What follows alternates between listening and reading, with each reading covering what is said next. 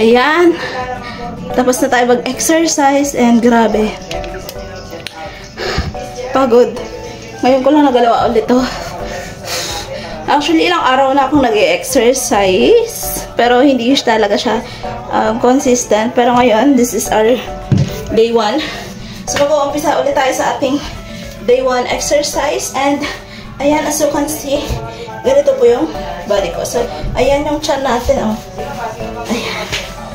Oh, so, yan yung chan natin. Ayan. So, sobrang laki niya, guys. And parang buntis ako ng ilang buwan.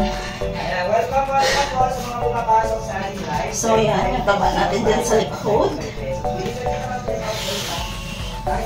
Ayan. So, this is our body. And this is our day 1. Ayan.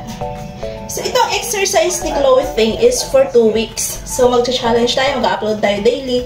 Ayan, para makita natin yung improvement. At para may motivation tayo mag-exercise. Diba? As you can see dyan, oh. Nakita mo ba yan? Oh my God, dati yung chan ko, ganun lang. Wala to. Pero ngayon, nakikita ko talaga na grabe yung ano niya, oh. Yung taba niya. Oh my God, can you see that? Oh my God, I don't like this. Actually, I don't like this. I don't really like this. But, ayan, pinabayaan ko kasi ang sarili ko. Kaya, magsasuffer ka ng exercise ngayon. Ayan, so kung ikaw nagsasuffer ka din dyan, ayan, sabayan mo na ako. Sabay-sabay tayong magpa-sexy this. Ayan, bago dumating yung 2025, sexy na tayong lahat. O, diba, nakapaghanda na tayo.